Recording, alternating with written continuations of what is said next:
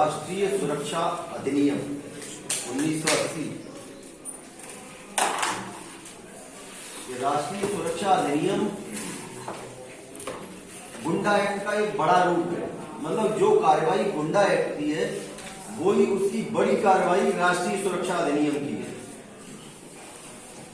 गुंडा एक्ट की धारा 3 के अंतर्गत एफआईआर नहीं लिखी जाती है।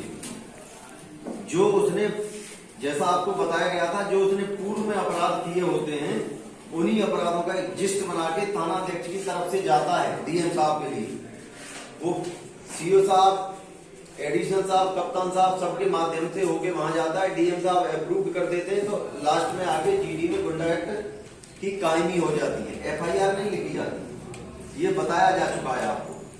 अगर जब जिला बदर का आदेश हो जाता है उसके बाद उसका अतिक्रमण करता है, माने जितने दिन का जिला बदर होगा और उसमें फिर वो उस ड्यूरेशन में उस जिले में पाया जाता है तब एफआईआर लिखी जाती है। धारा 10 गुंडा एक्ट, ये गुंडा एक्ट था। इसमें क्या है एनएसए में? एनएसए में ये है कि जब कोई व्यक्ति कोई ऐसा अपराध करता है जिससे लोक शांति छिन्न भिन्न हो जाती है। लोक शांति माने जैसे किसी ने कोई ऐसी घटना करी, कोई सांप्रदायिक हिंसा ऐसी करी। अब मान लीजिए उन्होंने ऐसा कोई किसी व्यक्ति को मारा या कोई भी घटना की जिससे कि आसपास के लोगों में भय व्याप्त हो गया और वहां लोगों ने अपनी दुकानें बंद कर दी, वहां दुकानें खोलने से इनकार कर दिया, बाजार में जाने से डरने लगे लोग। इस तरह का अगर अपराध होता है जहां लोक शांति छिन्न भिन्न होती है तो वो तो अपराध लिखा ही जाएगा, उसका मुकदमा लिखा जाएगा। मान लीजिए किसी ने 4 लोगों को मार दिया किसी बाजार में, जहां या एक ही लोग को मार दिया। अगर मार देगा तो जो वो आसपास के लोग होंगे वो भाग जाएंगे, डर जाएंगे। और वो अगर यही घटना कहीं बाजार में होती है तो लोगों ने अपने शटर डाउन कर लेंगे, दुकानें बंद कर लेंगे, ठीक है ना। पेपर में निकलेगा, ये सारी चीज पेपर में निकलेगी कि इस अपराध की वजह से वहां जो हत्या हुई है उस हत्या की वजह से लोक शांति छिन्न भिन्न हो गई और लोगों ने अपनी दुकानों के शटर गिरा दिए और दुकानें नहीं खुली, ये पेपर में निकलेगा। अब उस हत्या से संबंधित मुकदमा लिखा जाएगा थाने में। मुकदमा थाने में लिख गया और मुकदमे की जो कायमी होगी और जो एफआईआर होगी उसमें ये एंट्री की जाएगी कि इस अपराध की वजह से लोगों में भय व्याप्त है और उन्होंने अपनी दुकानें बंद कर दी और अपनी घर और दुकान छोड़ के भाग गए या अंदर चले गए। ये सारी चीज उसमें लिखी जाएगी। अगले दिन वो पेपर में निकलेगी। अब मान लीजिए हत्या का मुकदमा है तो हत्या का मुकदमा लिख के एफआईआर शुरू हो गई। अब हम उस एफआईआर की कॉपी, अखबार की कटिंग और जहां जो दुकानें बंद हो गई हैं अगर संभव हो तो उनके फोटो लेके और ये सारी चीजें उस अपराध का जिक्र करते हुए गुंडा एक्ट की तरह एक रिपोर्ट बनाएंगे और वो रिपोर्ट सीओ साहब के यहाँ, एडिशनल साहब के यहाँ और कप्तान साहब के यहाँ से होती हुई डीएम साहब के यहाँ पहुंचेगी।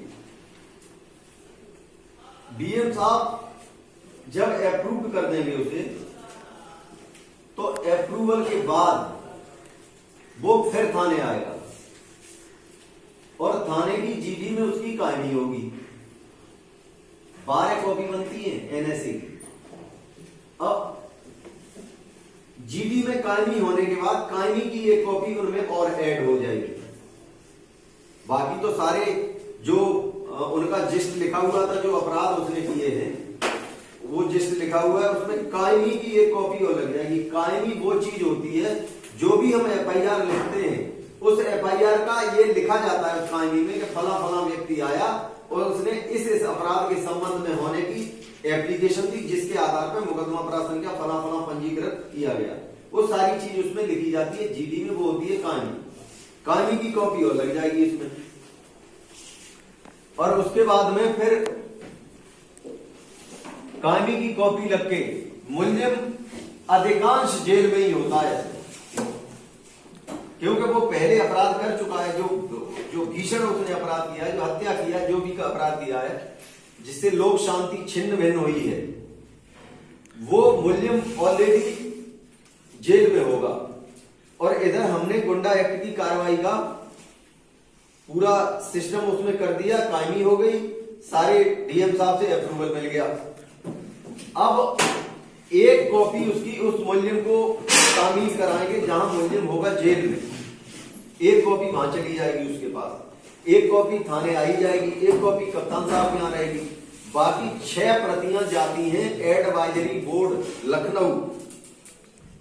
एडवाइजरी बोर्ड होता है, उसमें माननीय न्यायालय के रिटायर्ड न्यायाधीश होते हैं, उसके चेयरमैन, 3 लोगों का एक एडवाइजरी बोर्ड होगा। उस एडवाइजरी बोर्ड में जाएगी वो प्रतियां। और अब तो वीडियो कॉन्फ्रेंसिंग के माध्यम से एडवाइजरी बोर्ड वाले डीएम साहब से और कप्तान साहब से मुखातिब होते हैं और उनसे सवाल जवाब करते हैं। पहले ऐसा होता था कि वहीं जाते थे एडवाइजरी बोर्ड में, वो बंडल जो गुंडा एक्ट का तैयार किया गया है वो वहां जाएगा, वो लोग उसको देखेंगे, उस पर विचार शुरू करेंगे। उसके बाद अगर उनको लगता है कि ये गुंडा एक्ट का पर्याप्त आधार नहीं है तो वो उसको कैंसिल कर देंगे, तो वो वापस आ जाएगा, जीडी में लिख जाएगा कि वहां से अप्रूव नहीं हुआ सलाहकार समिति के द्वारा। और अगर उनको लगता है कि इसका राष्ट्रीय सुरक्षा अधिनियम का बनाए जाने का पर्याप्त आधार है तो वो उसको अप्रूव कर देंगे। अप्रूवल होने के बाद ये जब 6 कॉपियां वहां भेजी जाती हैं उसके बाद तारीख लगाते हैं, उस तारीख पे हमारे यहां से एक डीएम के प्रतिनिधि या डीएम साहब या एडीएम साहब और एक कप्तान साहब के प्रतिनिधि या तो खुद कप्तान साहब या एडिशनल एसपी साहब उनसे सवाल जवाब करेंगे। मुल्जिम से जब वीडियो कॉन्फ्रेंसिंग होती है तो ये डीएम और एसपी और जो संबंधित व्यक्ति है जिसके विरुद्ध एनएसए बनाया गया है, उन तीनों लोगों से एडवाइजरी बोर्ड वाले अगर उनको लगता है तो कोई सवाल जवाब कर सकते हैं। क्लियर हो रहा है? Yes, sir. उसके बाद में अगर मान लीजिए उन्हें लगा कि पर्याप्त आधार है, वो उसको अप्रूव कर दिया। अप्रूव करने के बाद उस व्यक्ति को उस अपराध के अतिरिक्त जिस अपराध में वो जेल में है उसके अतिरिक्त 1 साल के लिए इसमें एनएसए में निरुद्ध रहेगा जेल में। 1 साल के लिए केवल इसमें रहेगा। जो उसका अपराध है जो उसने किया वो अलग है, ये केवल ये इसकी एफआईआर नहीं होती, ये केवल और केवल उसके द्वारा जो लोक शांति को छिन्न भिन्न करने का अपराध किया गया है उसके ऊपर ये निरोधात्मक कार्रवाई है, ये अतिरिक्त है उस अपराध के अलावा।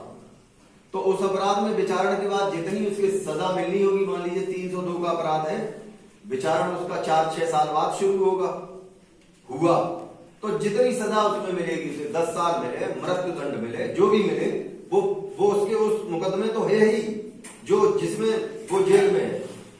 एनएसए में 1 साल के लिए रहेगा अगर एनएसए अप्रूव्ड हो जाता है तो।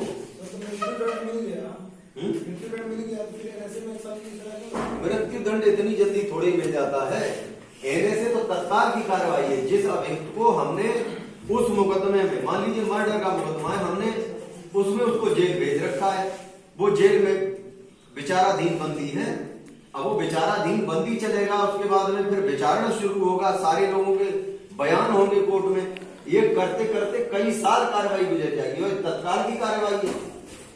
ये तो जैसे ही हम जेल भेजेंगे इसकी एनएसए की कार्रवाई शुरू कर देंगे, एनएसए की कार्रवाई 1-8 महीने में वहां पहुंच जाएगी, महीने 2 महीने में फाइनल हो जाता है। तो शुरुआती 1 साल ये जेल में रहेगा ही रहेगा इसमें, उसके बाद विचारण में जो सजा होगी वो होगी, वो बाद की बात है। हाँ वो तो चलेगा ही। 1 साल तक इसमें जमानत नहीं होगी ना? नहीं, कुछ नहीं होगा, 1 साल हिरासत में रहेगा ही रहेगा। किसी का कोई सवाल? एनएसए सेम गुंडा एक्ट की तरह है। गुंडा एक्ट में 6 महीने के लिए जिलाबदर करते हैं, वो छोटी कार्रवाई है, बड़ी कार्रवाई है, इसको निरुद्ध करते हैं 1 साल के लिए। कार्रवाई सेम वैसी ही होती है जैसी उसमें होती है, ठीक है ना? इसमें लोक शांति छिन्न भिन्न है।